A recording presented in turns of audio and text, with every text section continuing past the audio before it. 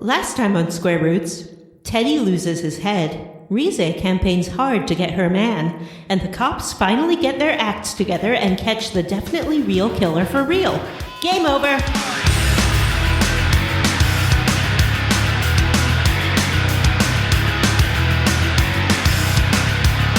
It's a war out there every day. You can't hide from it. You gotta play by the rules, play it cool. Gotta laugh in the face of the sad disgrace when your friends and foes look alike on the face of it. Hey everyone, and welcome to Square Roots, the classic RPG podcast. My name is Jim Banks, and I'm joined by special guest John Brandon. Hey, Jim! Matthew Van Zant. Special guests. Special guests. One-time guests. You guys aren't co-hosts. You're my guests. I'm just kidding. You guys are my co-hosts.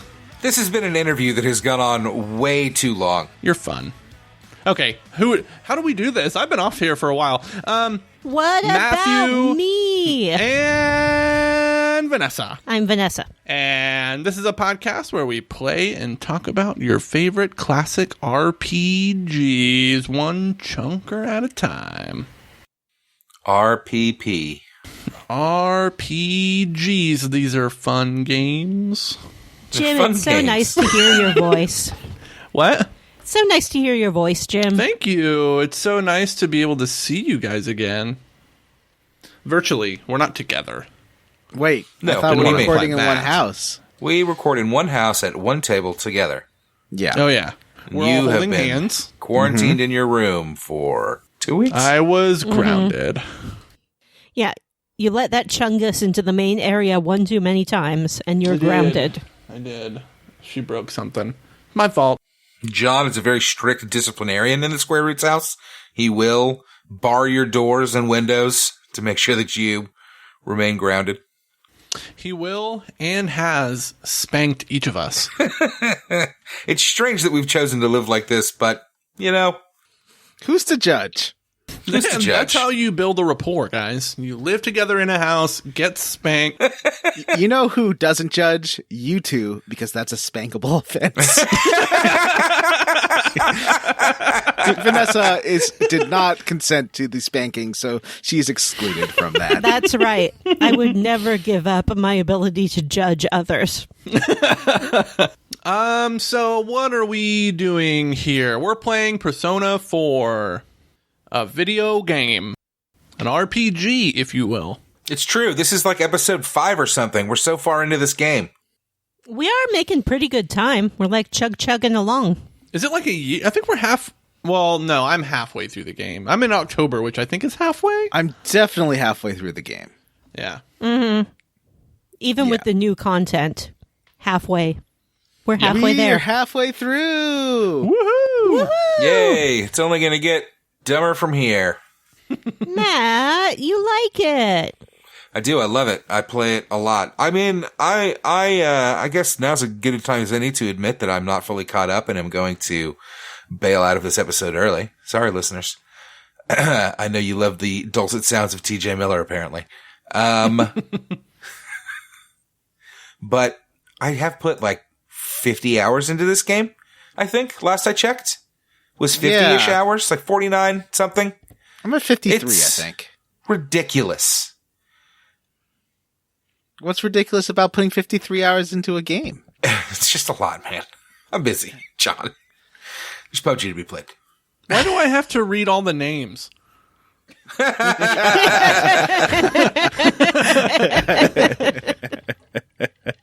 Sorry, Every Jim. action, Jim. there's an equal and opposite reaction, Jim. No peeking ahead, Jim. I did. Would you scroll rather down have a little bit. spanking? Oh, Jim.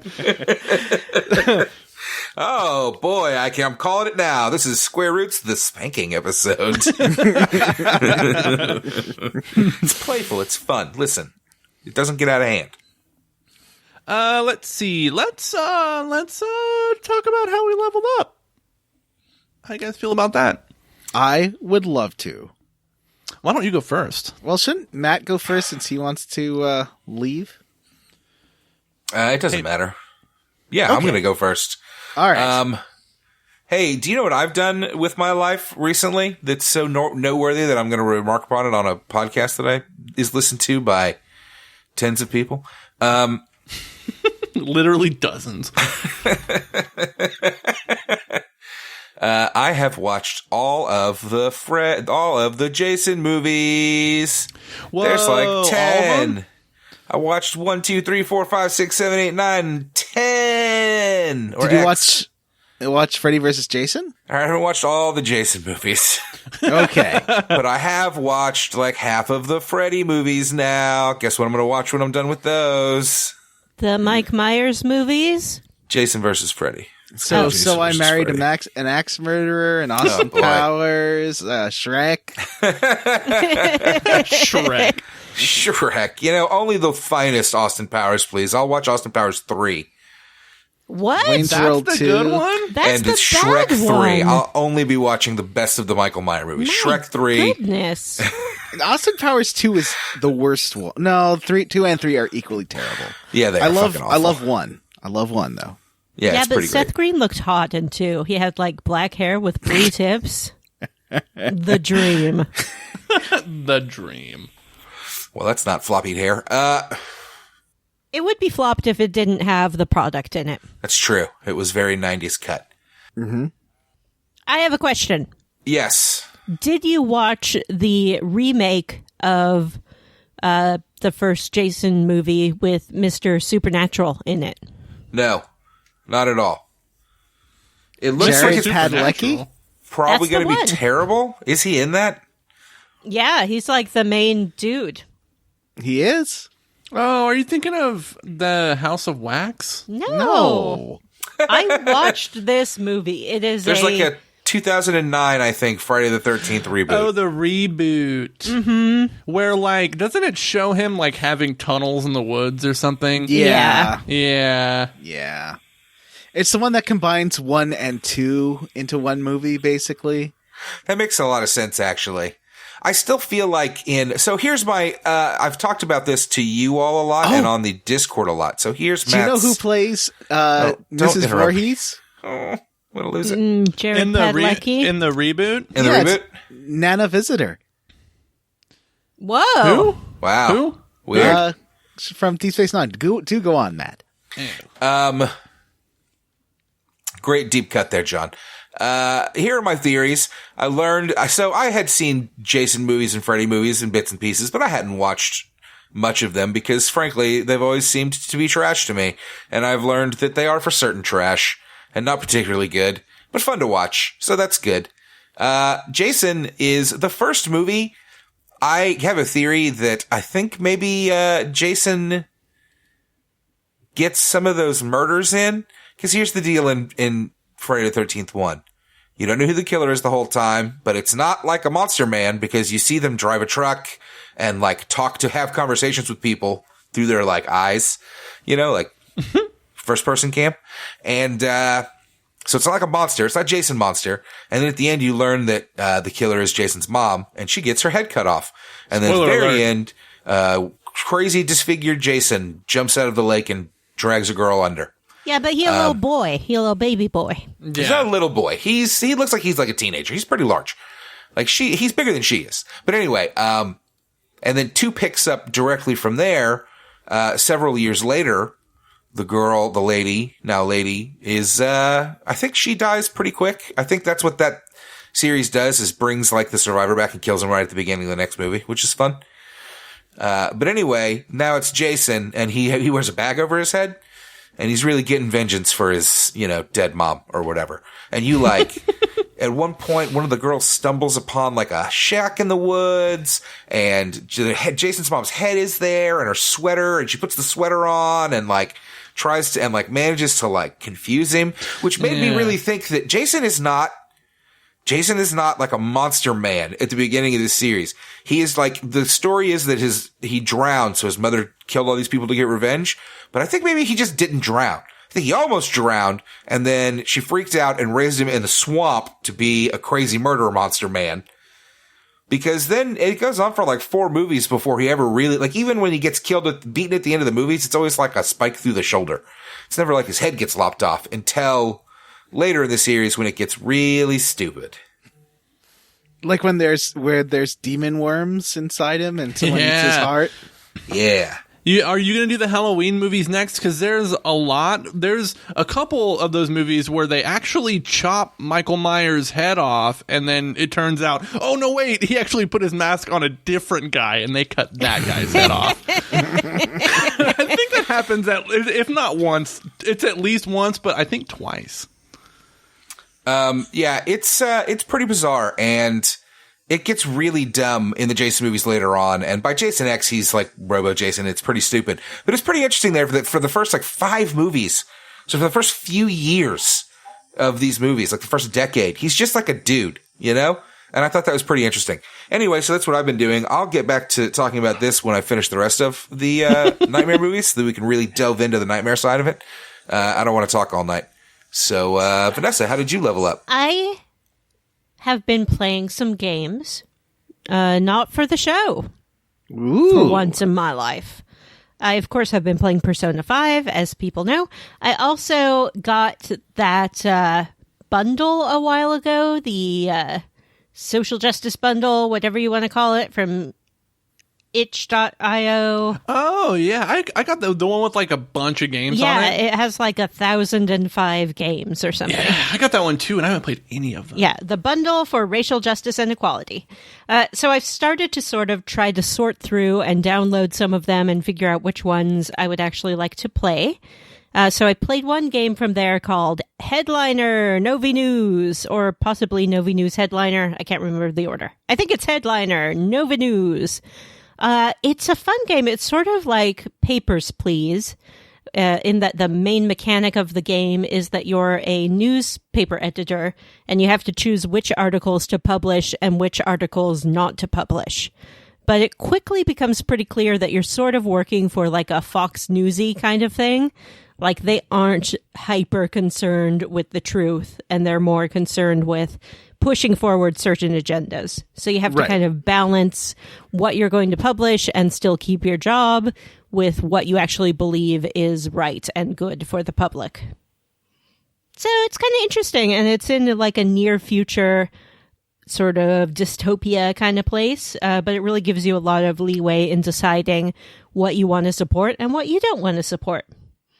I downloaded a couple other games that I haven't played yet that are along the similar lines. One is called Death and Taxes, where you play death and you decide who you want to kill and who gets to live. And one is called Democratic Socialism Simulator, where you're the first democratic socialist president of the United States, or its proxy country, and you decide which legislations to pass and not. So if you're looking for something fun and interesting, I would recommend checking those out. I also played some of a board game that I love to play with my friends when we are allowed to see each other in flesh space. It's called Codenames, and you can play it online for free at codenames.game. It's a very simple game. There's a bunch of words. One person is the spy master, and they have to give a clue that will make the player choose the word that you're thinking of, but you're only allowed to give a one-word clue. And to make it more interesting, you have several words that you're trying to get them to guess. And so if you can think of a word that applies to 3 or 4 of them, you can say like boiling 4, and then they could choose pot, lobster, water, you know, things like that. So it's about word association and figuring out if your friends think the same way you do. Mine do not. I tend to be a sort of non-linear thinker, and it turns out that many times things that make sense to me do not make sense to anyone else. But that's something you'll have to discover for yourself if it applies to you. That's how I leveled up. Who hasn't gone? John? I would like to talk about ramen, because Vanessa and I were getting hungry for ramen, watching them go to that really nice ramen place in the port town. We were so hungry for ramen. And so Vanessa went and took pictures of her ramen, and it looked very good. She put a fried egg in it. So I was like, I'll go to the store, buy some ramen, and buy a pack of eggs so that I'll have eggs.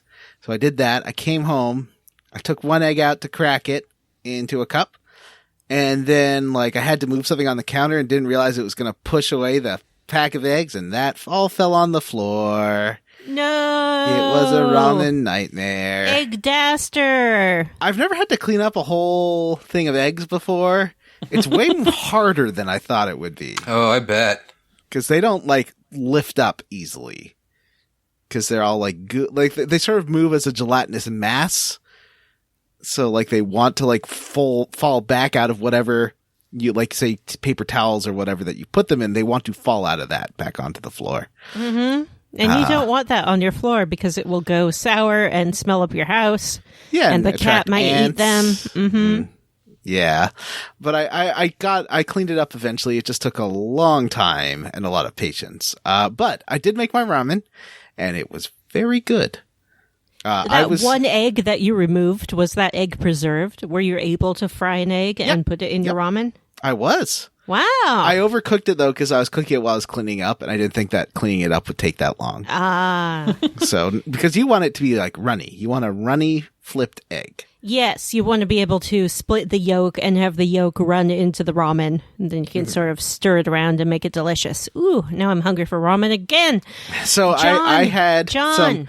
Yeah? I had a similar disaster. You don't even know. What? Yeah. What? I was doing some laundry, and I went downstairs to where the laundry machine is, and there had been a big tub of detergent on the dryer, and the vibrations of the dryer knocked it onto the floor, and its top broke open. And it was like one of those huge tubs that's like a water cooler, and you press the nozzle to get the detergent out. Oh, no. And the detergent was all over the basement floor. That sucks. It does. It's not as bad as yours because it is just soap, and so it's like not making anything dirty, but it was very slippery. Right.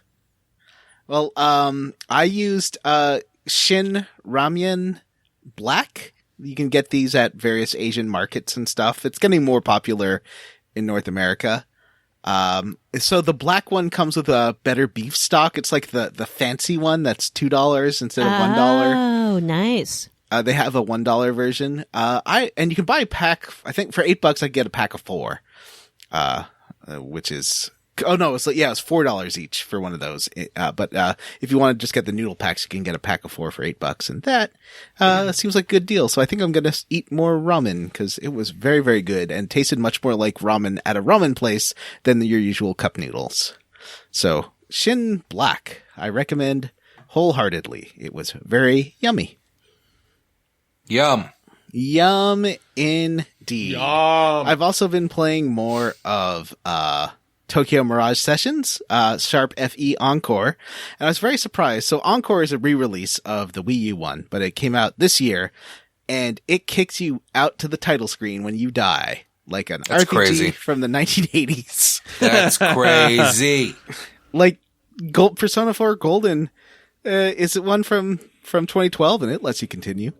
I don't know if I've died in Persona 5. Does that also let you continue? Anyone? What? Yes, don't Persona 5 let you remember. restart the floor just like Persona 4 does. Okay. I wouldn't know because I've never died in it, so... Never, ever? Never, ever. And no, I'm not playing on story mode. I'm playing on easy. So essentially, Like a real gamer. I'm like a a god real gamer. level gamer. Like a real hardcore gamer. Like a real hardcore gamer. Also, I was playing a match of PUBG with Matt and Jim, and Matt and Jim had some disasters and were dead in the circle or outside the circle.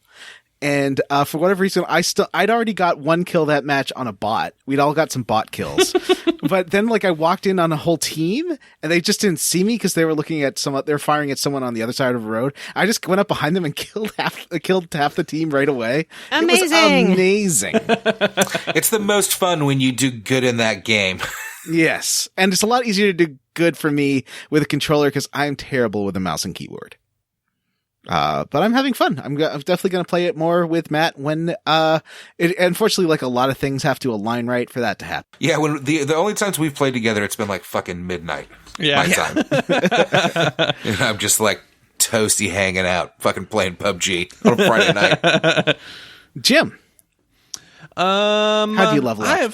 I've also been My friend, playing PUBG. Jim Banks. I started playing PUBG, was it last week? 2 weeks ago with Couple of weeks ago, maybe? Matthew? Yeah. And I started out, I was really terrible at first, but I've gotten better. Actually, just like, what was it, like an hour and a half ago, Matthew and I won a match, which was pretty fun. Jim's first win. Now listen, it feels even better when you kill the last person, I'll tell you that. But it's still pretty great. But when you get that one where you have to kill, I'm telling you, when you get that one where you have to kill the last guy yourself, or where you get that final kill, it's like beating a boss for the first time in like a Dark Souls game, or like a Bloodborne, where you're just like, I'm the fucking best! I did it! There's like certain things in that game that when you do them, you just feel amazing. Like, I one-shotted somebody with a shotgun earlier, and that felt so good. And I shot somebody from like 200 yards away, and that felt really good. You know, we don't play, you've been playing with me, and I don't play very seriously. I'm not like a hardcore gamer guy on it. Like, I just like to get in and have fun, and jump in like cars and stuff, and zoom around, and like, if you hear gunshots, you just gotta go after it and like try to crash it, because otherwise, the game's pretty boring when you're just kind of hanging out doing nothing, waiting for the circle to move. So we get pretty dumb. Yeah. We don't win a lot, but it's a lot of fun. Yeah, it is fun. I had a good glider game earlier where I was like flying the glider around and like had to crash it into a compound and get out and get in a fight. And that shit's so fun. It's super fun. Fun. And so that's how I leveled up. Let's check out the Midnight Channel.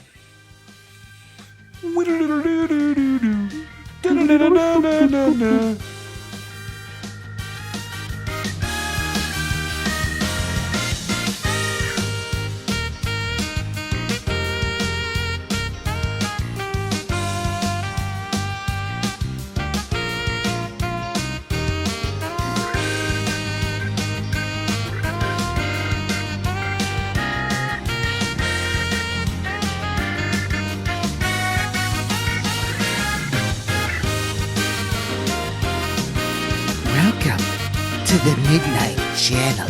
Welcome. I'm Igor. So we've been doing our social link corner at the start, just to get that out of the way. So hey, Jim, social link boys, why don't you talk about your social link?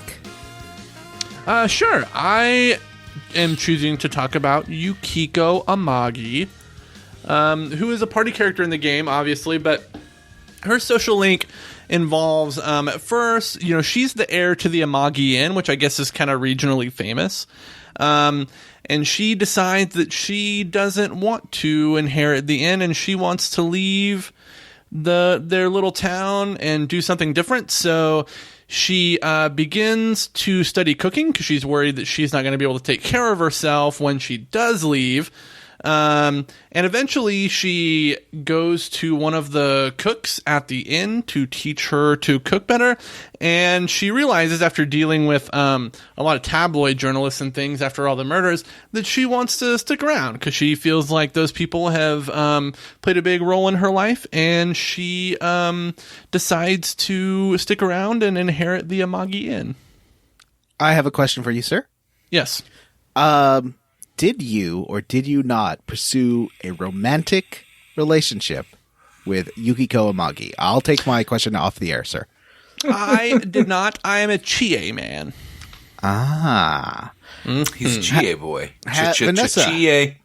Yes. Have you seen what pursuing a romantic relationship with Yukiko is like?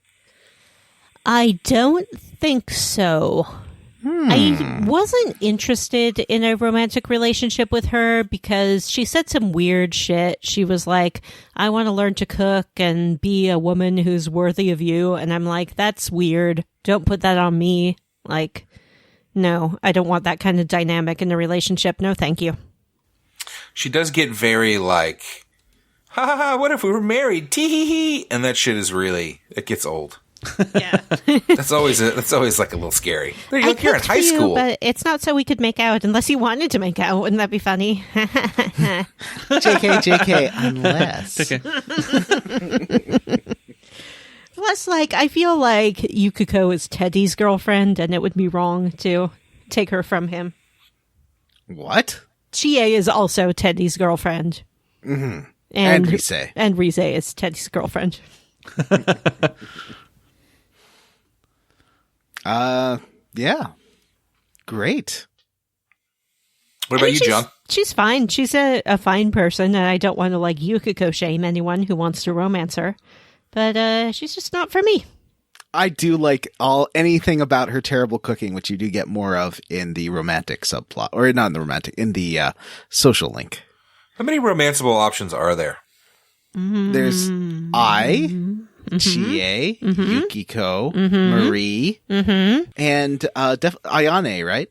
And whoever is in drama club. Yeah, whoever's in drama club. Yumi. Yumi is going through some shit, and I think trying to romance Yumi would be a monstrous thing to do. I agree, but there's another one. predatory. There's the band girl, and I don't remember her name, but she Ayane. looks like Ayane, oh, yeah. yeah, she looks like a baby. But you have to and- join band to go that route, right? Yeah, Yeah, she's got I really don't like her haircut. She looks like Data's daughter from that Star Trek episode. Yeah. She's got a severe bob that just is not working And her for voice her. is like this. Senpai, Yeah, and she's a little girl. senpai. No, thank you. Although I will note that while I was playing the other day, people got very mad that I said no to Marie. Oh. Yeah. Oh, wait. I said that like I was surprised, and then I remember that I was there, and I was one of the people. You were, Vanessa. I have not even started Marie's social link. I don't think I realized that was a thing. I need to do that. Whoa, you got to unlock her stuff to do the other dungeon. Yeah, I don't even know if you'll have enough time. I guess you have to be do every single time she shows up. But even then, I don't think you have enough time to complete that one. So you might want to I don't even know if I have enough time. And I'm in October, and she's at level 7. Yeah, you should have enough. I'm at level 9, so I'm really close. Yeah, but let's talk about Marie. So, Yeah. Marie got a comb, and that's like the one thing she owns. And she got given that by someone I always call her Heather. Her name's not How Heather. about Who's- Margaret? Margaret, yeah. Margaret in the Velvet Room. And so it's the one thing that she associates with being hers. And she thinks it's a mystery, but it might be able to like give her some insight as to who she is.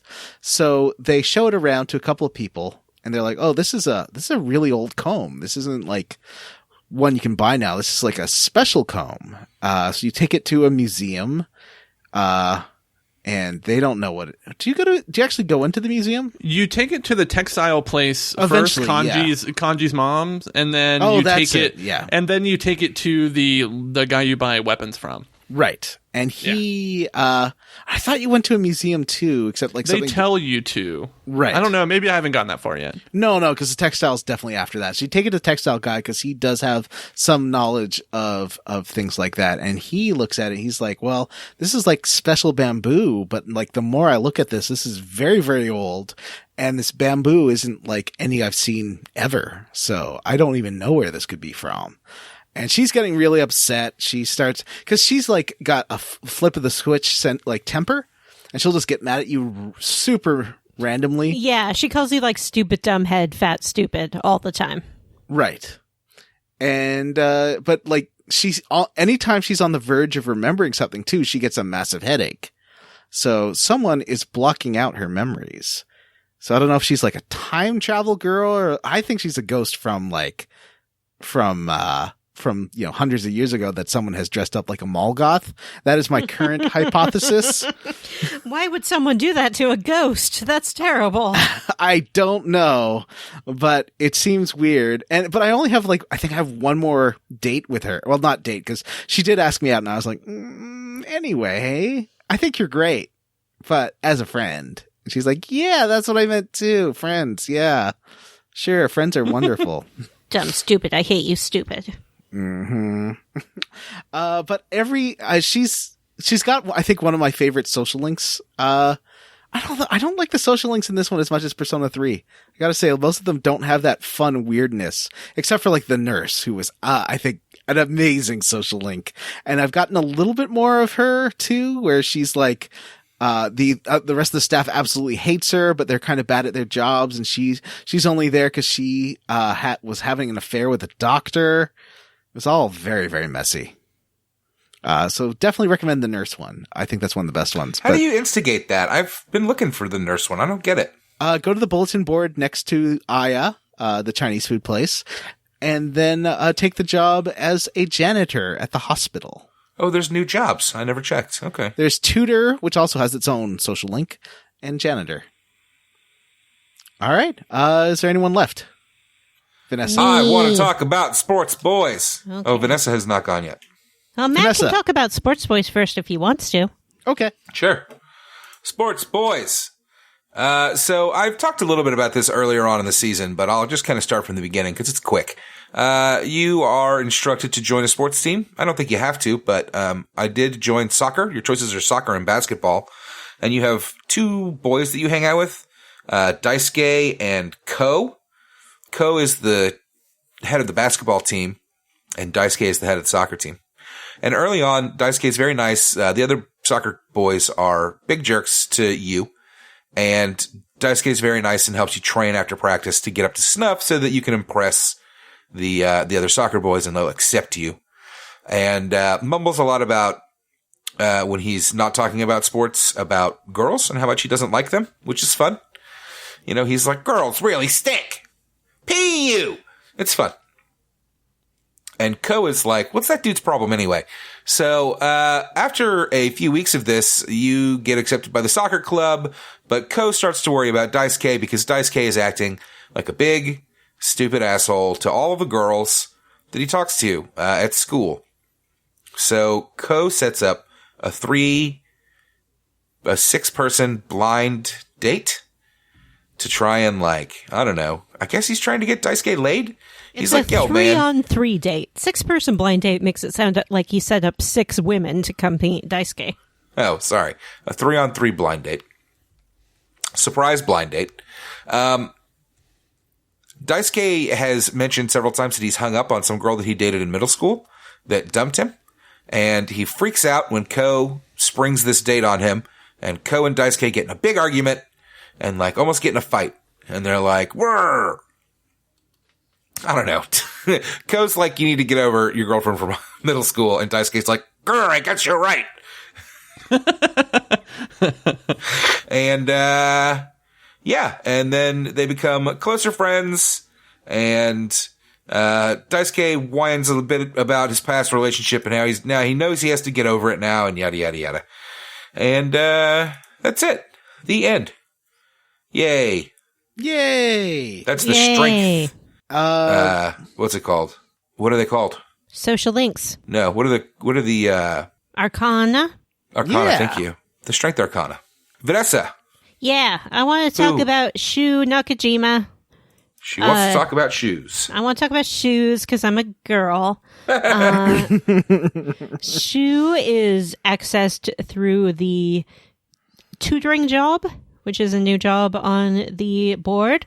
Okay. He is a little boy. He wants to be a big boy. He sucks. He's a terrible child. You go to tutor him and his mom is like, Shu is so smart. He needs a tutor though. And he's going to be in a top university. I love Shu. And then she leaves and Shu's like, I want you to know that if you are not like up to snuff as a tutor, I'll fire you. You look really stupid. You're probably too stupid to teach me. I got a real Parasite vibe from this whole thing. Yeah, it's a real parasite. So you start teaching him anyway. And eventually he starts to tell you about a new kid at school that he's worried about. He's like, there's this new exchange student. Everyone thinks he's really cool because he's an exchange student. But it turned out he couldn't beat my grades. And so now everyone thinks he sucks. And you're like, oh, how do you feel about that? He's like, I don't know. They make fun of him. He also asks things like, is high school fun? Is it a good, fun place to be? He seems real conflicted. I haven't quite finished it up, but he does kind of start to hint that maybe he feels bad for this exchange student. And maybe he isn't as into academics as his mother pushes him to be. Maybe he just wants to have a good time. And he is the Tower Arcana. The end. That's my whole story. We did it. Right? Did we do it? We did it. All right. This episode of the Social Link Corner is over. And now on the Midnight Channel, your main... whatever it's called. Your main programming. The feature presentation. Yeah. Time for your feature presentation. I met an old lady and she told me her name was Death. That's nice. I don't know how to get that lady to be a social link. Gotta go to the hospital and work there, and then you gotta find her. She's only there on Sundays at the riverbank, I think. I've only worked at the hospital once. Yeah, she'll show up later. Okay. Yeah. Do I want to do that? I don't know. She seems pretty interesting. Okay. I might check it out. And you definitely want to get that nurse rank up there, Jim. That seems like a real... Actually, it seems more like a Matt plotline, I gotta say. I mean, I'm all over it, but I also got to run up Marie now, so... I looked, and she's available like 3 days a week, so I should be able to get her up. That's only 3 weeks of work. It's true. She'll like me, plenty, right? Right? Yeah, of course. She won't make me wait in between.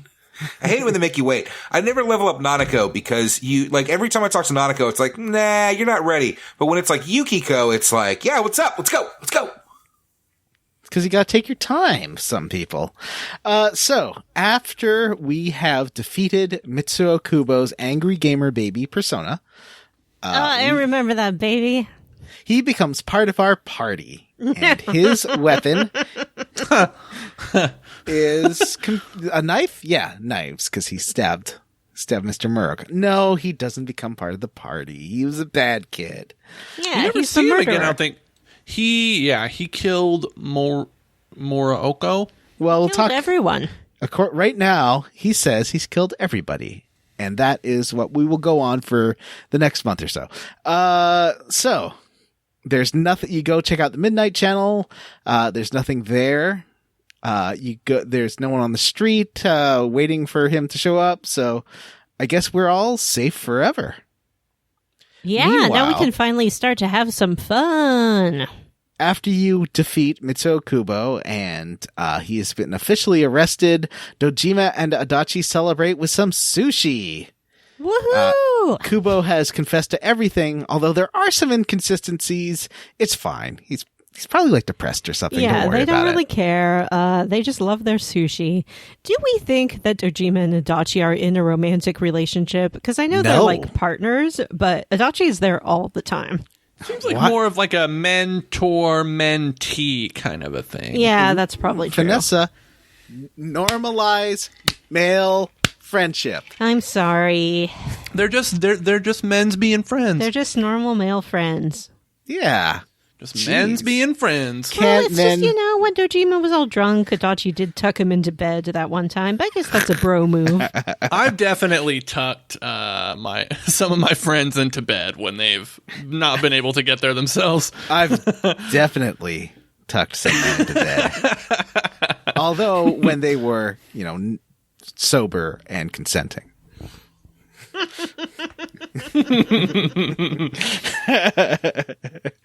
Oh boy. So the next crisis that comes up is Yosuke is having a staff problem at Junes. On my social link, I did get him to fire those two girls. So, or at least yell at those two girls, and I think they're going to quit or something. Yeah, So- they are terrible. They Yeah. should quit. Yeah. So Chie is like, I'm going to help him at the store. He's going to pay us extra. Do you want to help too? I don't know if you can opt out of this or not. It does burn through a whole week. But you get some funny cutscenes, like Teddie is cooking and people are flooding Junes because that week they're having, that superhero live action Sentai show. Mm-hmm. Which is a thing they do in Japan where people, and this is the male idol thing that Tokyo Mirage Session gets into a bit, is you'll train up to be in those Sentai shows by doing these local versions of it. That sounds so fun. Yeah, I would totally go watch like a live action Power. Although I guess like the Turtles touring show was kind of like that, except it had music. Oh, that was so bad. Yeah. Coming out of our shells. I'm coming out of my shell. So that's why Juness is super flooded. And so you get to watch Teddie cooking in costume. Chie is doing like the barker, the carnival barker thing. Like, get your yummy steaks, get your topsicles. Come on over here to the food court. And the next day, Teddie he's really not doing well. Seems to be melting down from the hard labor. He is in a full costume over a grill. Yeah, I like how they have him in his mascot costume cooking. Mm-hmm. Like, that does not seem safe. It does not seem like a good use of his skill set. Mm-hmm. Like, his job is to be the mascot and hand out balloons and amuse children. I guess the Sentai are there now, so they don't need the mascot. I mean, I think maybe Yosuke is trying to kill him. Could be. His relationship with Yosuke is very complicated. It does It's get not a pretty good one. difficult. Yosuke really dislikes him, and I'm fully on Yosuke's side. I'd say Teddie jumps the shark this episode in terms of I still like him, but he does something real reprehensible. Yeah, that's true.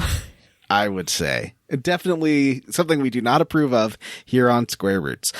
So, after you finished up your week of helping out, suddenly, oh shit, it's the summer festival, guys. Whoa.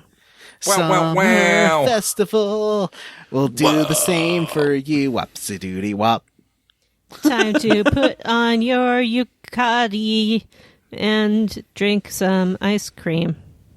Teddie's creepy with Nanako. Rise thinks that you should think she looks hot. At this point, I am just telling Rize yes. I'm not even abashed by it. She's constantly like, do I look hot? I'm just like, yeah, dude, you look hot, okay? Yeah. It's fine. It's like, yes, you are a professional model and pop idol. You look hot. You are a beautiful celebrity. Yeah, that is your job. Kanji does not want to look at the women because Kanji finds women too attractive. Sure, Kanji. Cut to GIF of Marsha Brady. Sure, Jan. What an interesting excuse. Like if a girl asks you out on a date and you're like, no, I'm too attracted to you. I'm sorry. I understand where he's coming from because sometimes my friends send me articles about television's Raul Esparza, my number one celebrity crush, and I just can't look at them because he's too attractive. Aww. My little heart can't take it. I should have put him on that friendship board. I totally forgot. Couldn't take it. My little heart. It's true. It's true. No, I legit have a friend who is in his Facebook fan group or something, and I am not in it, and she only joined it so she could send me things from it to harass me. So the girls show up in their yukata, and they do give you a little behind the scenes about it. They said, we thought it would be cool and flowy and nice, but under the yukata, which is a fancy silk robe with a big silk bow, they actually have to wrap towels around themselves in kind of I think a binding thing. Oh. So they do, Nanako's I find it really hard to walk in this. She's not super digging it. Then Teddie is a creep with Nanako, and I don't like it. Whoa, what did he do to Nanako? What did he do to Nanako? He just says, oh, you look gorgeous. In a kind of a leery way. I don't like that. Ew. So Dojima grabs Nanako, and they go target shooting, cause he's real excited to play the games. Teddie is very excited with these yukata. He dreams that they will come loose. He has, I think, what do you call that kind of poem? A haiku? Yeah, he has, I think, a haiku about them, saying how they're going to fall off and talking about the weather and stuff. Teddie's like, hey, I've got a great idea. How about we all couple up? It is a couple thing. Here's how we're going to divide it. I go out with Rise and Yukiko and Chie, and you guys go hang out by yourselves. Yeah. And Kanji's like, wait, what? That's not what I want to do. And then Teddie's like, well, look, hanging out with girls is super gay, right? you want to be with straight guys because you're a straight guy, not hanging out with girls doing girl stuff. And Kanji's like, what? Yeah, I'm not gay. Yeah, I want to hang out with guys. So Teddie then goes off with all the girls because he's a true man. And then you find off screen Teddie is a nightmare date who is getting ketchup on Yukiko's yukata and looking at the pictures of other idols in front of Rise and is just being a creep to Chie. Yeah. Teddie He's the sucks. fucking worst. But I still love him. He's the best He's character. our problematic fave Teddie. So the next day, you get to return with your closest female friend or girlfriend. So this can be Rise, this can be Chie, this can be I. I seems like a Matt girlfriend for sure. I went with Rise, and we had a good time. But at the end, she was like, "I know you had other girls ask you, but I'm glad you came with me." No other girls asked me. Yep, same here. That happened to me as well. Yeah. I just got, I swear I just got the I relationship started. I'm on like 2 with her. And she she's a never real showed up. I'm telling you, it's so weird. No, I never you saw have her. to. You have to do the strength almost to the end in order for her to start showing up. So she's now, I like her, like the girl from Dragon Quest V. She seems like a real Matthew girlfriend. I felt the same way, and then Matt got upset with me for saying it. What? She did. Our first date, she did make me skip school. That's pretty fucked up. She didn't make you. Oh, Matt, like you would not have been interested in a girl who wanted you to skip school with her. Buddy, I in high lived a school. block away from my high school. I was barely there. Oh boy. So I remember being a freshman and my mom would like work super early. So she'd get up and wake me up and leave. And I'd get up and be like, yeah, I'm up. I'd go get in the shower and I would just go back to sleep in the shower. So I'm trying to avoid like leading any girls on because Classic. I don't want to date anyone. So like there's a couple of things that you do, and you do the same thing on every date. You make a wish together, and Rise's like, oh, I wish that we were together, and I was like, huh, that's weird. I wished for a Fiero. Don't go breaking their hearts, John. I've hit the point with a lot of these girls where I really have to like make it or break it. It's really fresh. It's really like I'd like to push some of these forward, but I can't choose. I'm breaking all their. Well, no, I'm letting them all down gently. Then you share a candy apple with your date. You get some okonomiyaki. And then you look at fish in a bowl, and then each girl tells you how they've murdered fish in their past. And then you draw a lottery with like these sticks together to draw like a, what do you call those? A raffle. So you have that at the end, and that is your summer festival date. Such magical memories.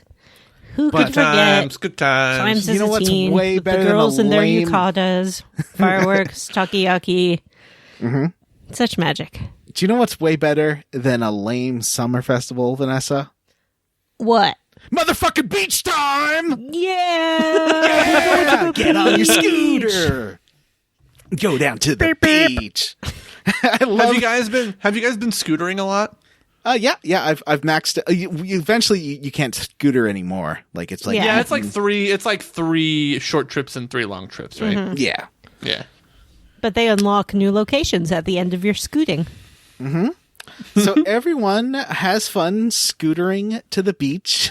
You get this amazing anime cutscene of everyone like having a good time and smiling and laughing. And then you see Teddie and Kanji. Kanji biking up a hill slowly and Teddie roller skating behind him. Yeah. They have tied Teddie to the one bicycle they have, not even a scooter.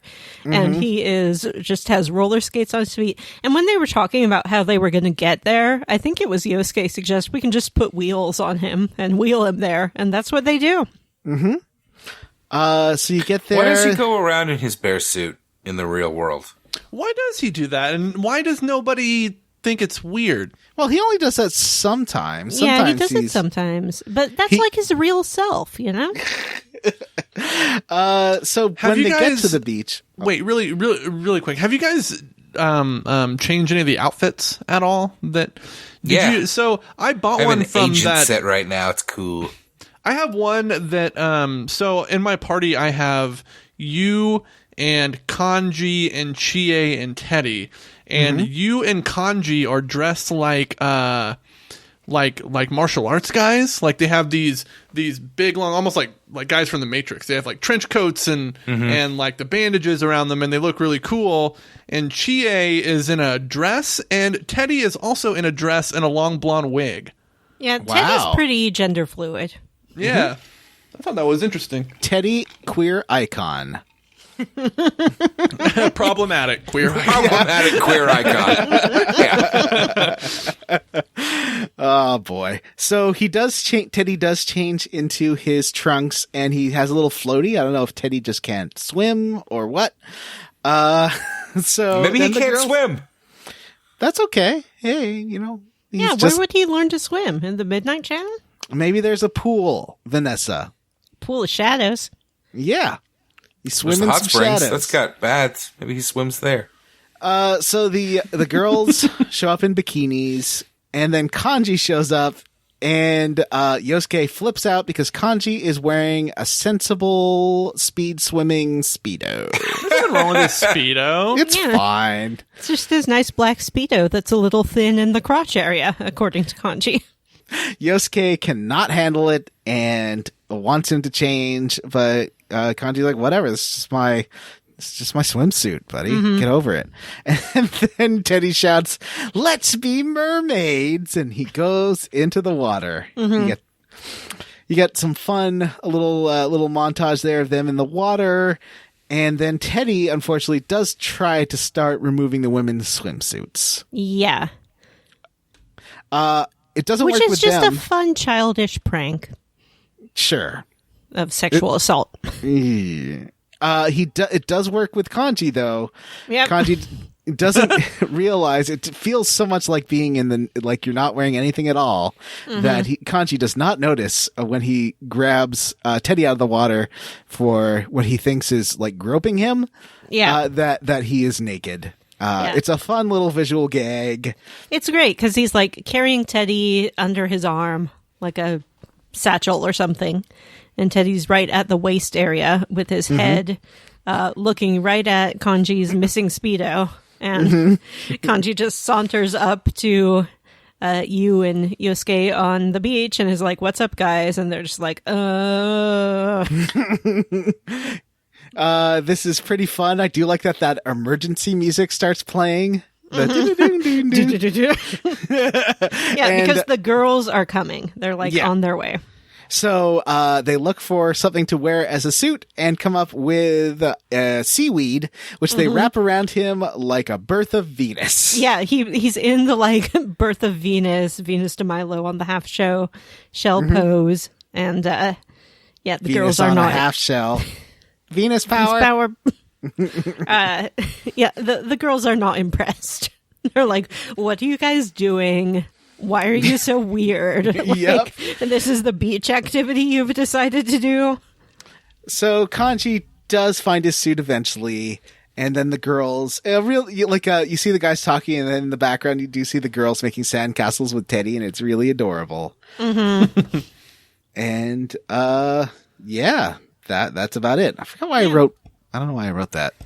It's just beautiful summer memories. Beautiful summer.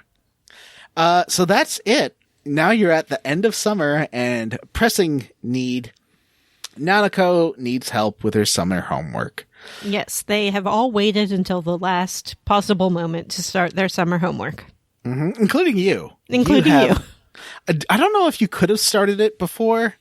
I never was mentioned. It was really frustrating. It just eats up this last week. Yeah. What happens if you don't do it? You have to. I know because I didn't do it on the last 2 days, and it made me like do it without a choice for the last I think it forces you to basically use the remaining couple of days. But I did help Nanako with her summer homework, and that's really fun. You get a montage of your friends dropping by. Everyone's like solving different things. Like Kanji knows how to do the arts and crafts and then makes like a beautiful model that no child could ever have built. And, there's like, she has to write an essay and everything. And she writes a book report. And a book report. And she's 6. I feel like the homework requirements are a little bonkers. Yeah, but her essay is like how I spent my summer vacation. So I think Right. like quote unquote essay. It's like, I sat with Big Bro. We went He to is the Junpei's. I don't want him to leave. I don't want to be alone all the time. My father is never home. I am horribly how do you spell neglected? Yeah. I am hungry all the time. Even his employee spends more time with me than he does. Oh boy. So you got to do your summer homework as well. That takes like 4 or 5 days, or 4 or 5 time chunks, however you want to Yeah, call there's it. a lot of it. And then you finally, at the very end, get to do the fireworks festival. Hooray! Nanako's going to go with Dojima because he doesn't want you taking Nanako anywhere after dark. You find a really nice spot on the hill with a good view that Yukiko found out about. You also hear that Teddie is going to be late because he got abducted by Hanako. Yeah, and they're like, Yosuke, why would you let Hanako take Teddie? Yosuke explains that it was justified because Teddie found like I think they call it a maid magazine or something like that. He essentially found Yosuke's porn stash in Yosuke's room, and he brought it down to breakfast in the morning to Yosuke's parents and was like, look at this! Look at what I It is have! the fucking worst. That's great. Look at this. Can I ask you questions? What is she doing in this magazine? And I love, so they talk about his secret stash that Teddie showed to his family. And then Yukiko's like, oh, what's the problem here? What's wrong with showing isn't he talking about his secret savings? Yeah, because they just call it the stash, and then Yukiko's like, why would his parents care about his savings? And then Teddie shows up. He is flattened once again. And Hanako has left him flattened and like a newborn child inside. Just like your magazine from this morning. Yeah. So then let's talk about Teddie jumping the shark a little bit, Vanessa. Okay. Do we need to talk about it? Do Can we it just be referred to and then moved along from? I don't want to discuss this. Teddie is super gross with Nanako. That's it. In what way? Really, let's not. He makes inappropriate comments to a child. Let's just say that. So the fireworks start. They all yell Tamaya at it, which I don't understand what that is. And It's like a Japanese thing where they like to yell Tamaya when fireworks explode. Okay. And then Teddie goes, Tedaya! Because he cannot speak like a normal human being. He's always making bear puns. Which, like, if he's, like, seemingly, like, one of the only things in the shadow world with, like, any kind of, like, consciousness. Yeah. You know what I mean? Like, so, but he knows he's a bear? Yeah, he does. He must get TV Okay. in there or something, right? Well, then he would Maybe. know a lot more stuff. You Yeah, that's think, a good unless point. he just Yeah. watches bear stuff. Maybe he just watches bear stuff. Maybe he needs to watch some Law and Order SVU, is what I'm saying. I don't think that he should get any ideas, you know? He might feel inspired. There's also a part in the Adachi social link where Adachi says something about how anyone who dates Nanako will have to go through Dojima, and that is going to be terrible for them. And then you sort of object to that, and then Nanako's like, I don't want to get married anyway. I hate people who have holes in their socks. And then Adachi's like, What? I don't have holes in my socks. And Nanako's like, yes, you do. I saw them. So it's a very strange conversation. I feel like maybe Nanako has a little crush on Adachi or something. Well, I mean, that's pretty normal. Like, yeah. Like, it's normal for a little kid to have weird little crushes like that. Exactly. So when Adachi is like talking about how Nanako won't get married, she sort of goes after him and she's like, you suck anyway. I don't want to marry you. And he's like, no one said anything about me. So you do get to a nice little anime cutscene of the fireworks. And then Yosuke's reminiscing about the summer. And he's like, I wish the festival was a bit more fun. Depending on who you dated, Rise lets it slip that we went again together. Yeah, she's like, yeah, it was better the second night. Yeah. And I was a little dismissive of her. And So she's publicly saying like, oh yeah, I went on a date with him. And you're like, that was not a date. Yeah. You wish. But, I sort of admire Rise. She's going for what she wants. And then people are like, oh, right. Remember Naoto? We should have invited him. Remember Hat Boy with the hat? Yeah. Remember that Hat Boy? I don't know why they would invite him. They're not friends.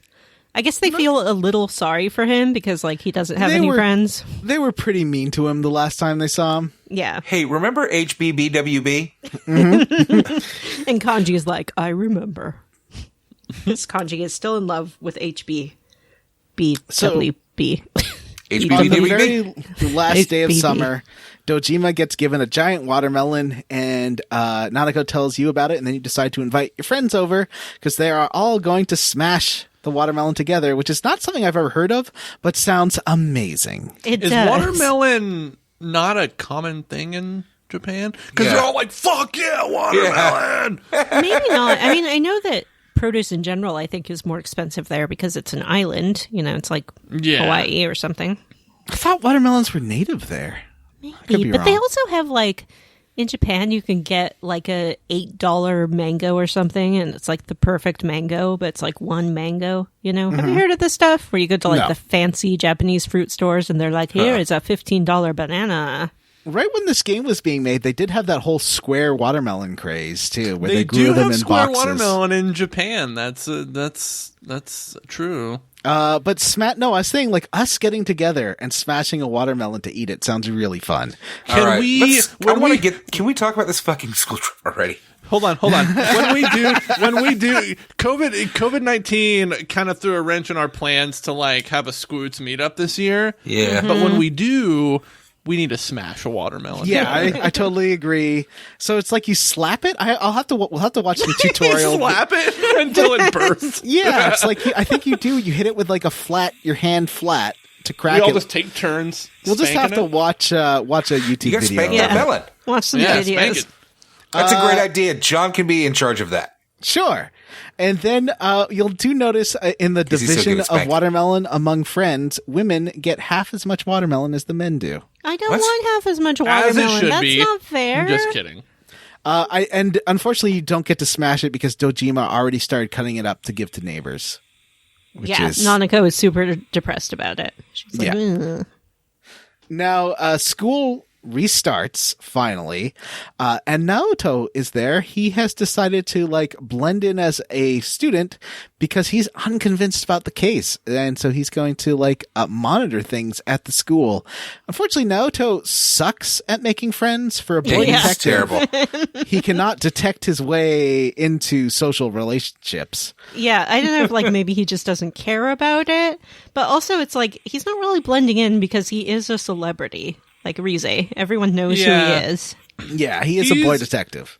He also only talks about the murders. Yeah. Like, he doesn't attempt to make like idle chit chat. Yeah. He's not like, hey, remember those murders? Those horrible murders? I mean, he's here specifically to like surveil you, I think. Like you're the ones that he's like, they know more, they know something that I don't know. And you do put a wrench in his plans by inviting him out to Junes with you, but he's like, oh, I told my grandpa I was going to help him with something tonight. So then you go to Junes and just all gossip about him. You're like, ooh, what do you like most about Naoto? I think he's very handsome. He's dreamy. He is a hit with the ladies. They are into his look. He's very slender. He has floppy hair. He has a hat. He is rocking it. He is a boy detective, so yeah. Yeah, he's like little Sherlock Holmes. Oh, yeah. Or like a better Encyclopedia Brown. He's a better Encyclopedia Brown. How does he rank against Hardy Boys? I never read any Hardy Boys. I confess it. Oh. Hey, the Hardy Boys were super good detectives, pal, and this kid has detected fucking nothing at all.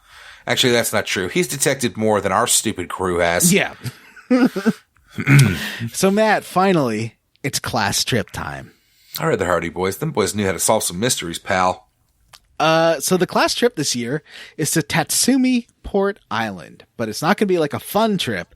It's going to be super scheduled with lots of studying, and it's going to be serious business. And you're going to stay at a private school, except the school's going to be closed, so it's just going to be you guys there. Mm-hmm. It's and Persona aren't they 3 going on High like School. a factory tour? They're like, we're going to go on a factory tour. We get And a it's- Persona 3. GeckoCon High. So when you get there, you get like, Jan's going to put you in a trance. Some dance, put it in a I dance. forgot about that music. That's amazing.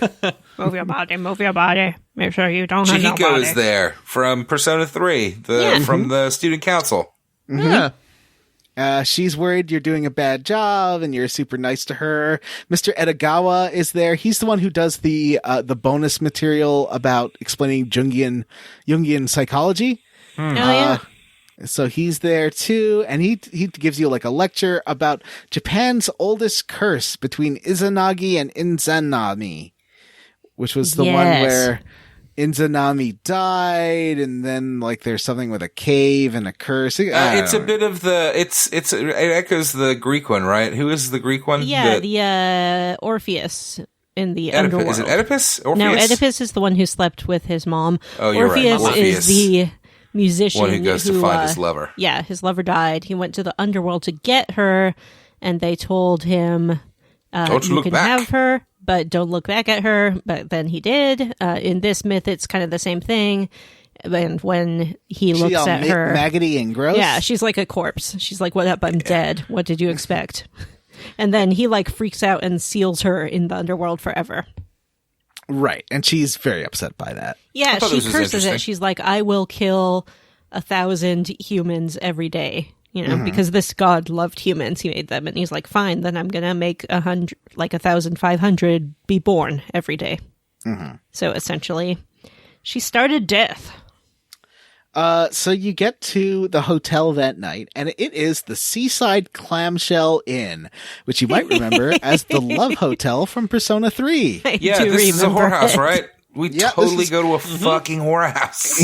Whorehouse. It's a love hotel. They're totally different. There Oh, are is this- prostitutes there. There Is are this a love prostitutes shack? there, but I mean, in Japan, they have the love hotels because, you know, you live in a place with thin walls or something. So you can just rent a room by the hour and go there with your date and Yeah, put it's on like a some little place pornography where and have we a good can time. we can Get together, right? Yeah, you can hang out with some toots. Swerkers. The totally, excuse me for using what maybe seems degrading language, but the totally slutty teacher that is super creepy with all these kids. The Yo, ages that of the teacher teens. that teacher belongs in jail. It like proudly exclaims that she has found this whorehouse for you to stay the night at, you filthy fucking animals. Yeah, seems like I found the perfect place. Oh, I found a great little blog here with some photos of love hotels. They have different themed rooms, like traditional room or sort of a Oh, what luxe. a great theme! looking Traditional. There's one that's like the bed is in a cage. There's one that boy. the room does not appear to have a bed. It just has 2 school desks and a chalkboard. Oh, boy. That's not a That's room the one per se. that teacher. Yeah, it definitely the is. teacher stayed in that one.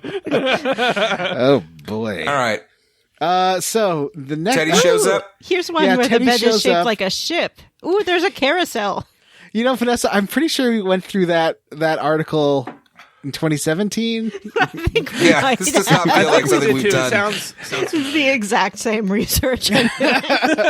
So Teddy shows up. you had it bookmarked. He had been following them by train because he knew where they were going, so he decided to also go. And he's very excited to be part of this whole thing. And then we cut to day 2, Club Escapade. This is fucking absurd. I love this scene. So Rise gets them a private area upstairs. The club, meanwhile, is playing like a remix of a bunch of Persona 3 songs, like the one that Sapphire did for our theme last time and everything. Mm-hmm. It's pretty great. And You get that Naoto, bottle service. It's the best. yeah, Naoto shows up and is like, "Hey, I figured you'd be here. Let's hang out." And so you get to hang out, but then suddenly Teddie is slurring his words. Mm-hmm. He's like, "I'm Teddie." Mm-hmm. And everyone slowly realizes they're all getting drunk. Mm-hmm. And what do you do? Yukiko is into it. She's like the most yeah. into it of all. She's like, Yeah. "Hooray!" Like, good for her, by the way.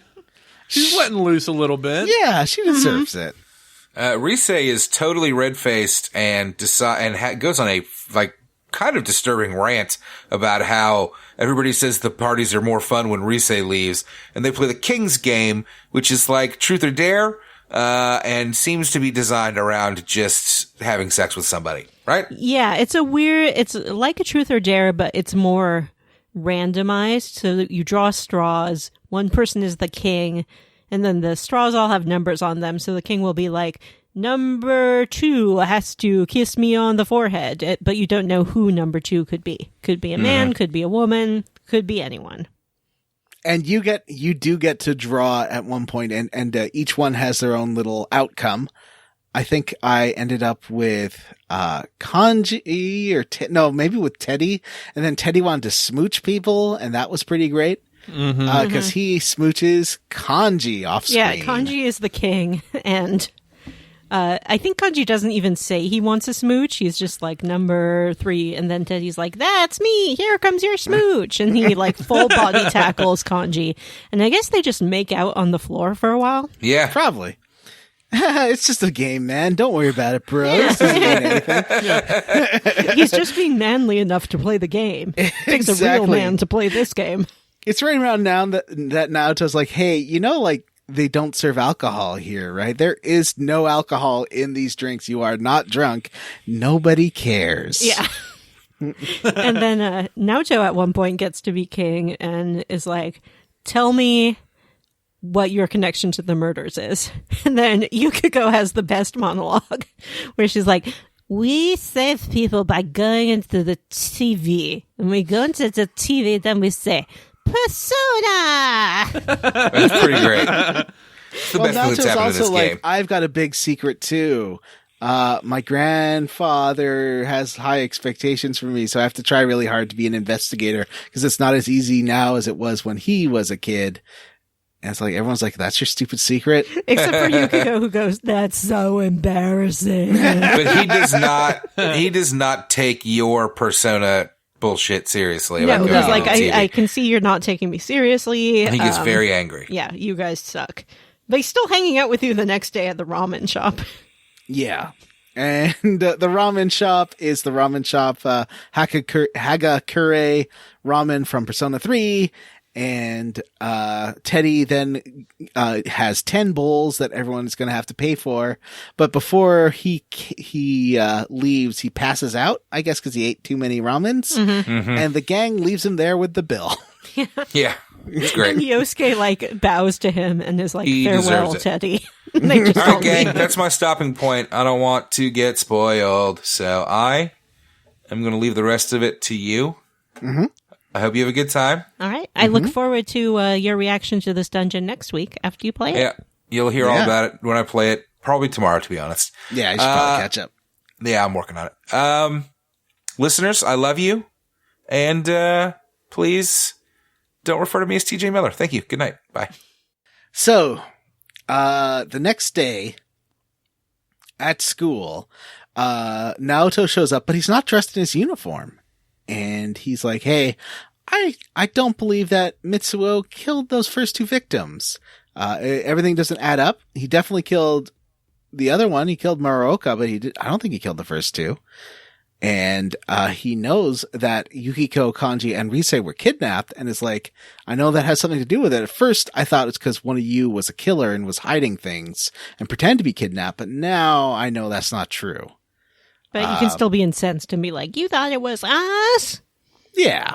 Fuck you, Hat Boy. He's like, well, no, I've decided that that's not what happened and that you might be the key to catching the true perpetrator of these crimes. But I've got a theory that I have to test. And by the way, and referring back to something last episode, this is not a game for me either. Yeah, Naoto serious. Mm-hmm. So then TV that night, Hat Boy, the boy with the hat, is on TV. Mm-hmm. And he's sort of like talking about how he's a cool detective and everything. And everyone's He got like a cool family of detectives. And people are like, that's not like him. That's very unusual for him. Yeah, he doesn't like bragging. And there's a silhouette that night on the Midnight Channel. It's just a silhouette, but like it's obviously Hat Boy or the boy with a hat. But no one's like everyone's like, who's that boy with a hat? It could be anyone. Who could it be? It could be anyone with a hat. Although I think Yukiko is like, yeah, that was, I'm pretty sure that was Naoto. Yeah. And no one is, but you go inside the TV, or no, Teddie goes inside the TV. He's like, yeah, no one was in there yet, so he's not in there. But that night, it's raining.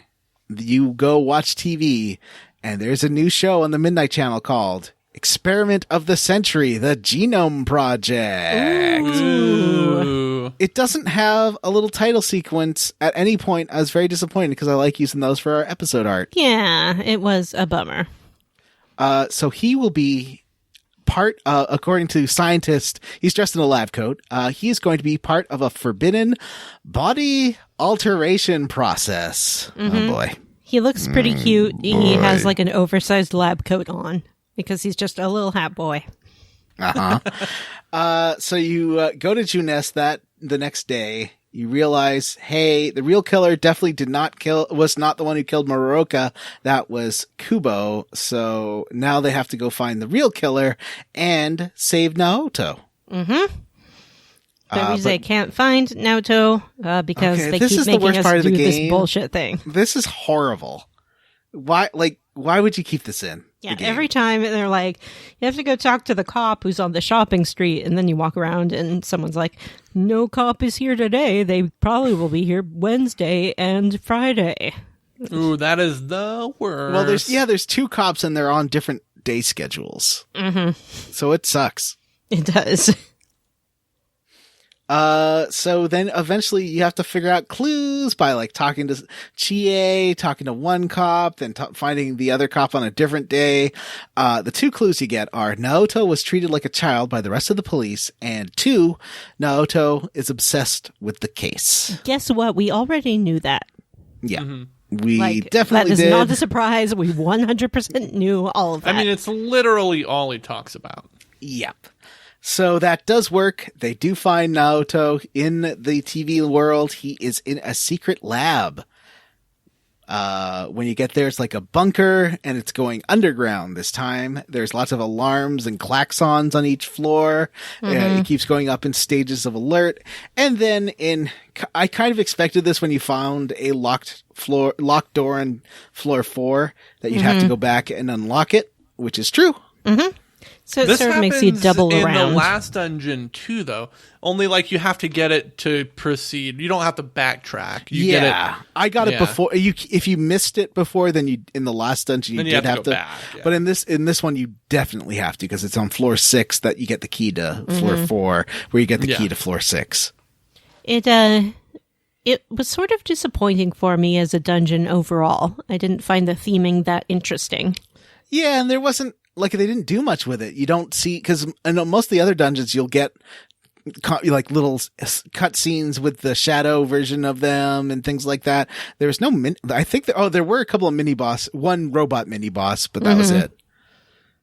Yeah, there's some robots and stuff, but the room's just, I don't know, it doesn't seem as fun as like Virtual Castle or Strip Club or video Sauna. game. Yeah. I did like I like the design of the robot boss you fight that looks like a transformer. And kind of like cute. wobbles back and forth and like swings its arm like a transformer.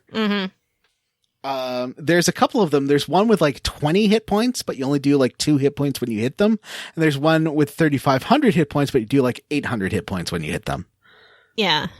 I would have been happier if it was like less of a secret military base theme and more of like a Frankenstein monster lab kind of thing, like a Victorian lab. That's more what I associate with detective laboratories. Right. Yeah, that would have been more fun with like maybe like a spooky monster theme or something. So, yeah, and the monsters really aren't that themed. There's like robots and tanks and like security guards, I think. It's not that interesting. Yep.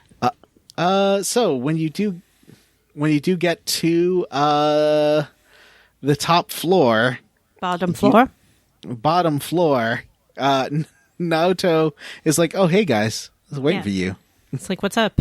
I knew you'd come rescue me. I did get myself kidnapped. I am pretty surprised about this secret lab thing, but here you are. He's like, and here I am talking to this idiot kid who was himself. And the idiot kid starts talking about how, like, you idolize... Okay, Porky. Come on. I'm talking. You idolize Porky. The kid is like, you idolize all of those rough and gruff, hard-boiled detectives from your stupid novels, and you're never, ever gonna be like them. And you know why? You know why? Why? He says, how could you become an ideal man when you weren't male to begin with? Now, yeah. Here's where our Western sensibilities clash with Persona sensibilities in a major way. You thought kanji was a clash. Yeah. So, get ready for Naoto.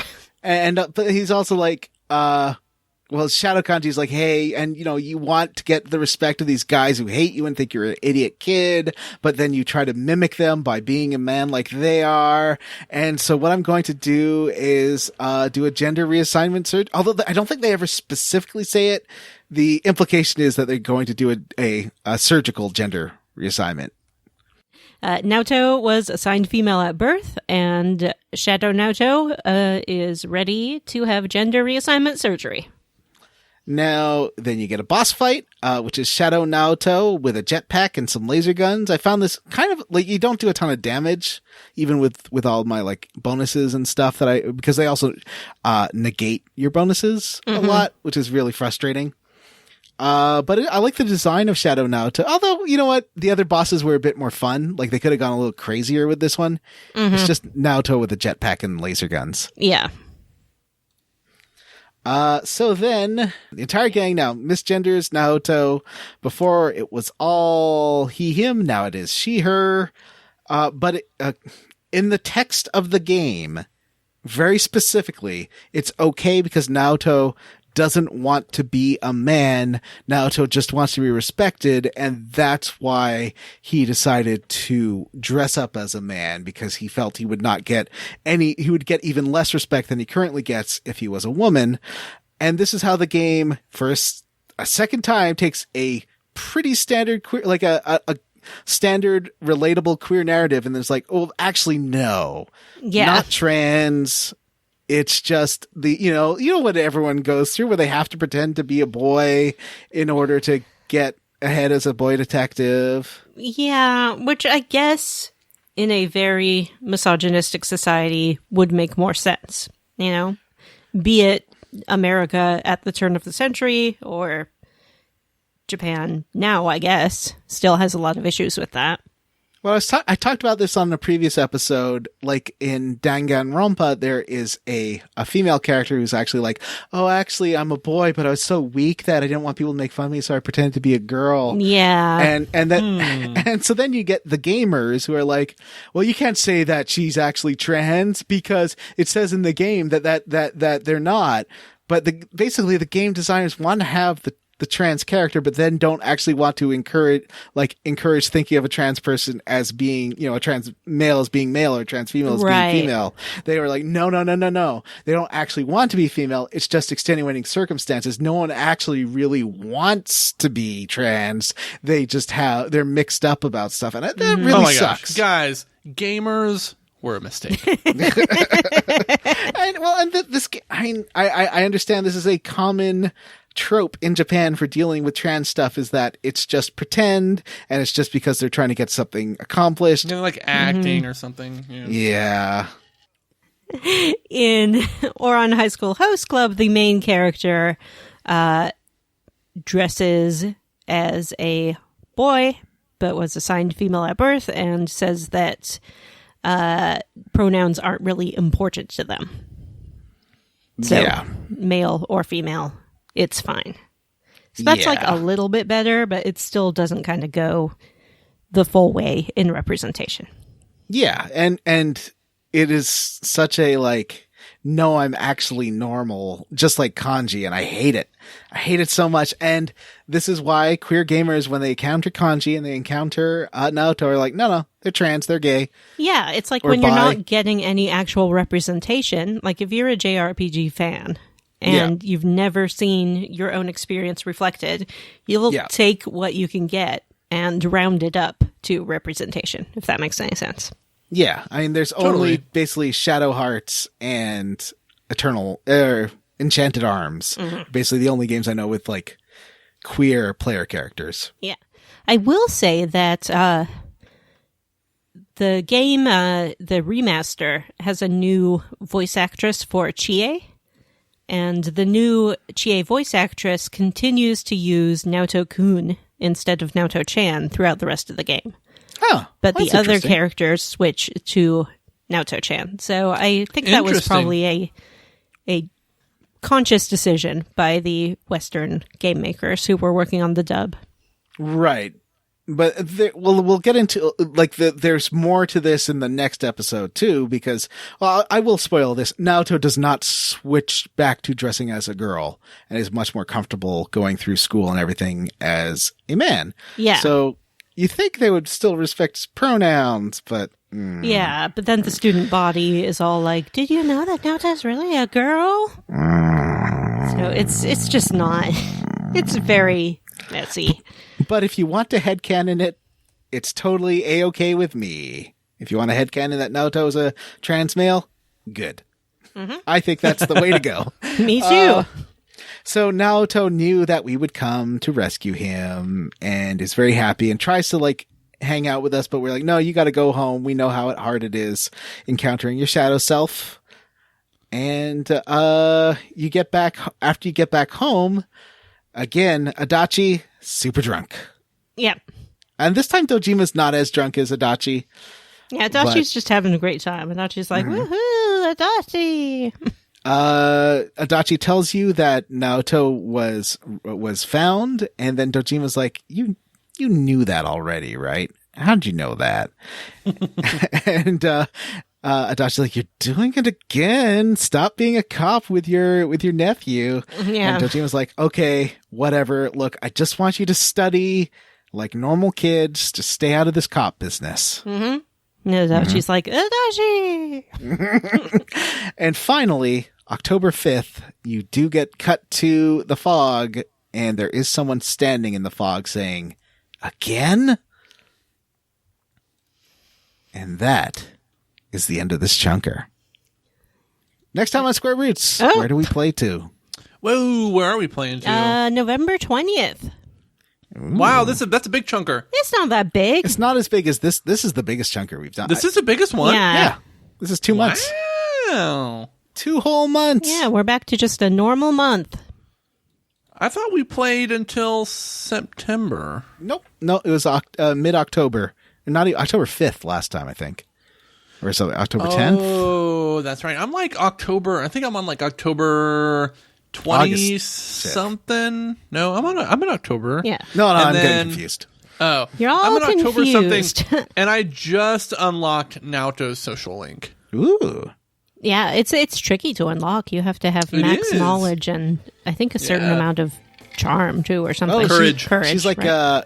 he's like Mitsuru. Yeah, he's a fancy lad.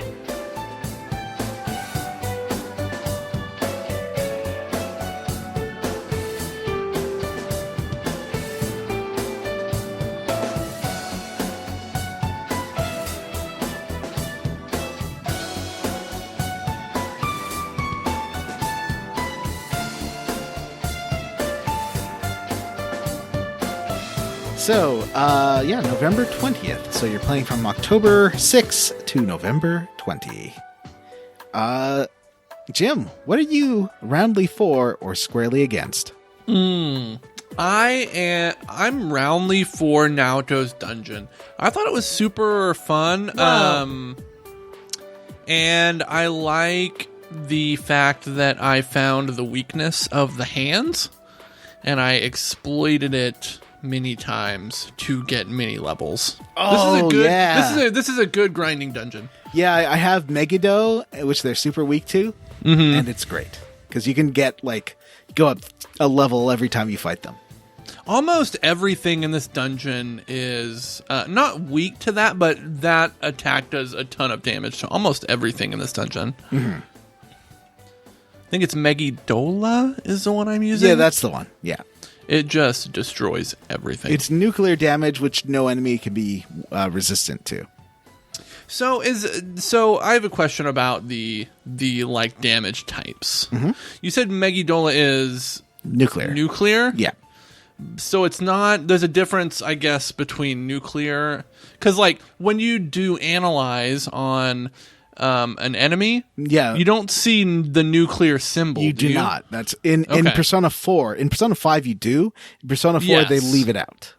Okay. So I was confused as to what the difference between nuclear and almighty was.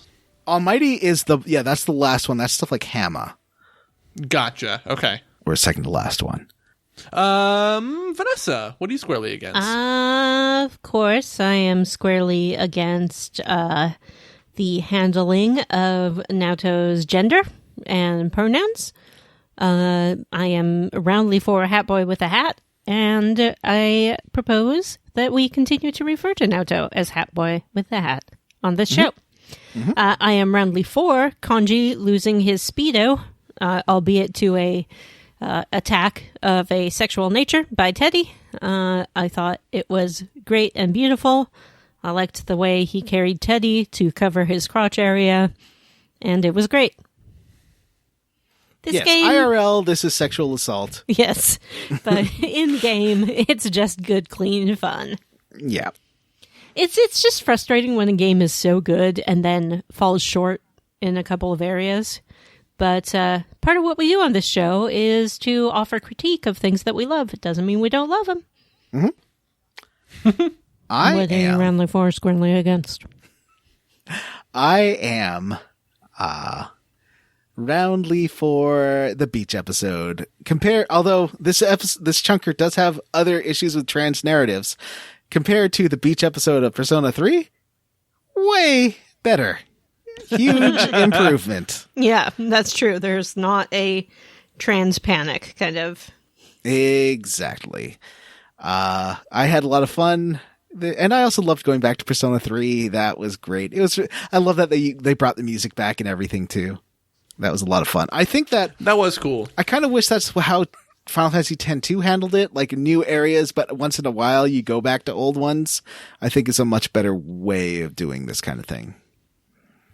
Are there, and I've played Persona 5, but I wasn't I thought it was a good game, but I wasn't a huge fan of it. But are there Persona 4 references in Persona 5? There are yes. some, yeah.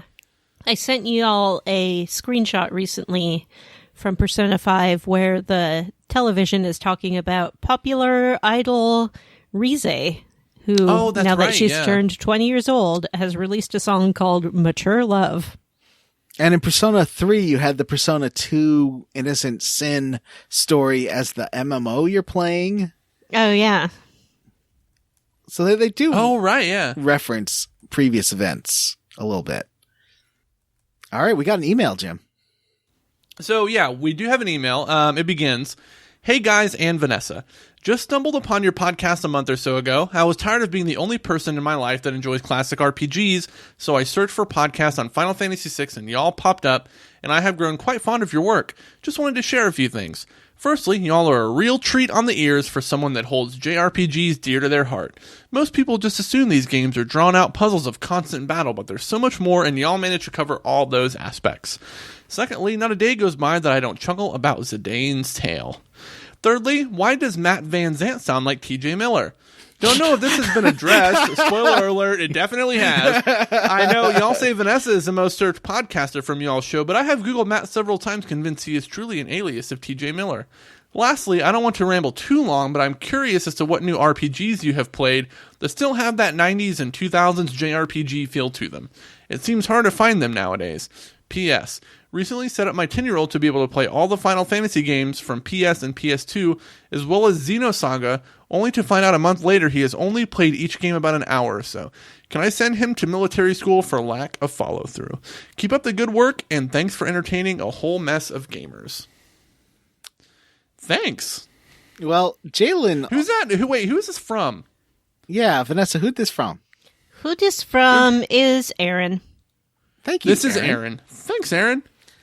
I believe no one's... Oh, no, what... Does Jalen plays Pokemon? That's an RPG.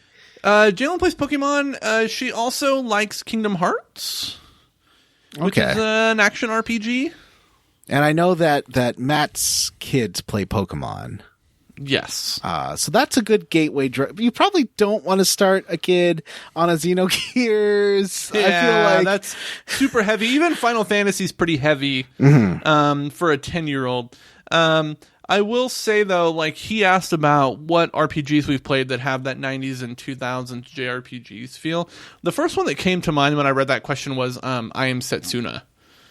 Yeah. Which, I don't know if you guys have played, but it's definitely right in there as far as, like, it feels like a cross between, like, Chrono Trigger, and it's got that, like, timed button press mechanic that, like, Super Mario RPG has, which keeps it pretty engaging, and the story is very mature and somber, and I just enjoy that game a lot. It's very pretty, too. Yeah. I would recommend, if you're looking for that, Octopath Traveler, Bravely Default, and Cosmic Star Heroine are all kind of throwback style RPGs. And Dragon Quest XI as well would be a good one to add to that list.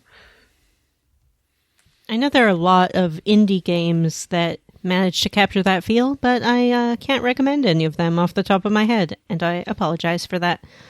I would like to say... when I think of TJ Miller, I can't quite picture him in my head. Therefore, it is very possible that Matt is TJ Miller. And I just wouldn't know. Well, he was in that Deadpool, right? That's the only thing I think I've seen with him in it. Maybe it's time to do some Googling. This is the podcast where we Google things. Oh, everyone loves that. But I do not think you should send your child to military school for not liking Xenogears, Aaron. I feel like that's a high standard, and you can, unfortunately, your children may not like the same things you do, and forcing them to like a thing will probably make them like it less. But Pokemon, Yeah, I think... good gateway drug. I think the key, Pokemon's great. I'll also say Kingdom Hearts is a good entry because, like, kids love Disney anyway. And that's, like, a way for kids to, like, experience all that Disney stuff in a very interactive way, which is super cool, and kids gravitate to it. And I will say, like, as a dad who's, like, you know, wanted to get his kid into video games, and it's been kind of hot and cold, it does happen eventually. Like, if you make it fun and, like, don't, like, make it homework and, you know, like, figure out what your kid likes about video games and then, like foster that. Like, and it'll eventually grow into, like, a mutual hobby that you can both enjoy. Yeah, but like with anything, if you pressure a kid to like it, they are just not going to like it. To be contrary. Yeah. Well, let them, like, get there on their own time. Yeah. What if they turn out to be a jock? Oh, no. I mean, I'm sure it happens. But like, if they're talented at sports, let them enjoy sports, man. Yeah, but what if they're like a jock? If they're like a toxic jock, time to put that kid in military school. I'm not sure that's the cure for that. What's her Patreon like? I don't know, but I Googled TJ Miller and I'm just getting a bunch of pictures of Matt. It's weird. Whoa. Maybe they are the same person. Jim, tell us about our Patreon. Well, we have this little thing called a Patreon, and for those unfamiliar, a Patreon is a platform in which you can choose to donate to creators of art or media that you enjoy in order to foster those creative endeavors, and we just happen to have one related to the Square Roots podcast. If you choose to be a patron, you will get access to our bonus episodes, like our Square Roots Versus, where we play usually a game with not a great reputation. We play, let's see, what else do we have? Instant Classic, where we play a recently released game and then decide if it's an instant classic. What else do we have on there? Level Up Goofy ones, and sometimes we watch a movie. Versus. We've got a lot of cool stuff Whatever on there. we feel like doing. Mm-hmm. Yeah. It's funny, like, we'll just, like, on a random Saturday be like, hey, I think this would be a good bonus. Yep. And then we do it. Yep. Exactly. And let's see, and for $5, you get to vote. A lot of times we will open up to our patrons the ability to vote on the next mainline Square Roots game. So if you are a $5 patron, you get access to that, as well as all the other bonus content. And if you'd like to be a patron, you can sign up at patreon.com/Square Roots Podcast. And for our list, Jim, we do a reading of every single patron's name, which is getting to be pretty long. So, Jim, why don't you take this first chunker here? I'm not reading all these names. Nobody wants that. All right, divide it fairly then. Okay. Let me do this right here. I object. Jim intentionally spilled orange juice on his computer to get out of recording the show. And it was his cat. Yeah, his It was quote-unquote Chungus. cat. During recording, he did post on Facebook, should I get another cat? Do you mean to replace your current cat or an additional? See, when I was writing that post, I originally wrote it as, should I get a new cat? And I was like, well, that implies that I want to get rid of my current one. I want another one. All right. We'll read these damn names of our lovely listeners. By the way, this is also a perk of being a patron. We read your Patreon username on the podcast. So let me kick us off here. I have Mr. Mallard, Citrus C, Matthew Newland, Wash in the Wind, Chris Penyak, Jonathan Ellsworth, Randy Pierce, Benjamin Sayers, Huxley Iguana, Dr. Fine, say everyone's name, Kedekai as God Made Her, Armin Hammer, Jared Collins, Matthew Casterline, Andy Crossett, Andrew O, Vanessa will fail to pronounce Beaglesaurus, I heard it from, Andy M, Sean Walsh, Benjamin Avner, Bobby Midkiff 2 Golden, Sean Gonzalez, Andrew Leinart, Tom, Saving Sid, Isaac Wright, Vanessa Scruffy Distant Father, Mary Queen of Scoffs, Grayson, PJ Enns, Robert J. Defendi, Enter Stanman, Eric Garb, Patrick W. Bears, Cyril the Wolf, Michael Crawford, Mitchell Jarman, Florian Jonas Kramer, Vanessa's actual mom, Greg... It's not Greg, though. It's not... Oh, sorry. Gage. John, how do you pronounce this? La Charité. La Charité. Ron. Chris Ryan. From the makers of Mystery Food X comes Shady Liquid Q. Adam Zimmerman. Still Just Co. Joseph G. Bailey. Jonathan Smith. That One Guy. Hales. Teddie is a persona non grata. Reddit is Harold Lauder. Cody Parker. Every day's great at your Square Roots. Every day's great at your Square Roots. Seltzer is the best drink. Grey Code. Eunice's mom. Christopher Highness. Justin Ham. Bree Girth. Jameson. Play Mother 3 or quit now. Frauds. You made Sulk sad. The pen was mighty indeed, Brady A. Berman.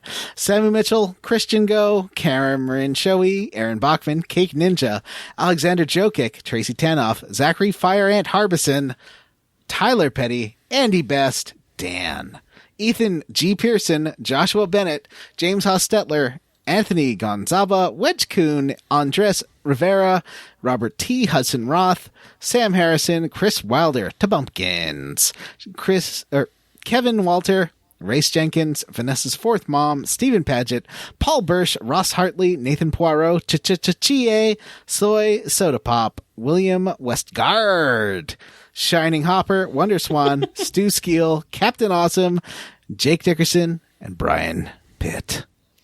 Justin Rash, Devin Sloan, George Brady, Mostly Rational Person, David Pascal, Galendo, Laryl of the Claryl, David Green, what is the difference between a topsicle and a popsicle?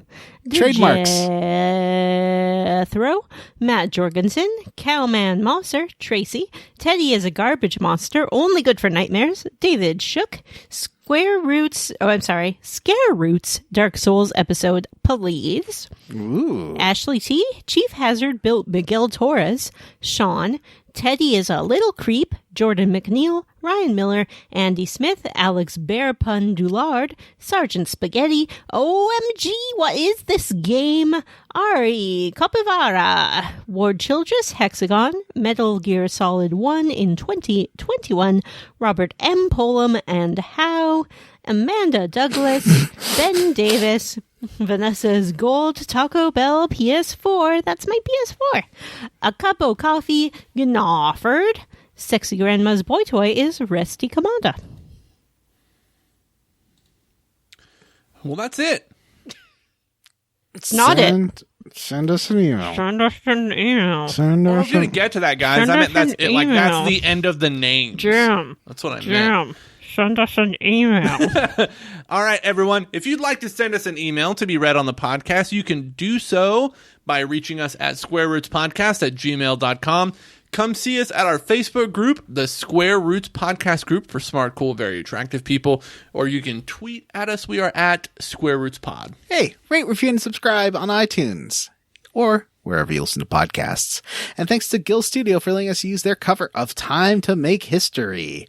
Links to their Spotify and YouTube are in the show notes.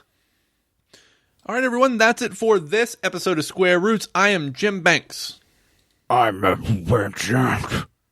Johnny Brandon. And I'm Vanessa. Bye.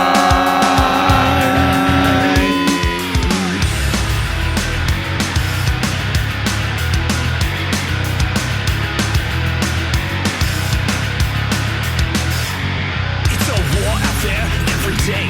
You can't hide from it. You gotta play by the rules, play it cool. Gotta laugh in the face of the sad disgrace. When your friends and foes look alike on the face of it, they miss their history. Last time on Square Roots, Teddie loses his head. Rize I messed up, I'm sorry. I just ate a chip. Got chip in my mouth. Give me 2 seconds here. I swear I'm not doing this on purpose to irritate you, Matt. I want you to play PUBG as bad as you want to. Walking straight on into the lion's lair. Step on up to the play. 'Cause this ain't Vanessa? Mm-hmm. Hey there, little lady. Want to launch some fireworks of love with me? Well, that's a little bit different. It's not great. I think he's just asking her to spend quality time. It's not It's gross. asking her to ride his love rocket. Yeah. Still unacceptable, and everyone does at least say, "Hey, dude, Dojima is going to kill you." Yeah, that's true. Oh, yeah. you can't take one more round.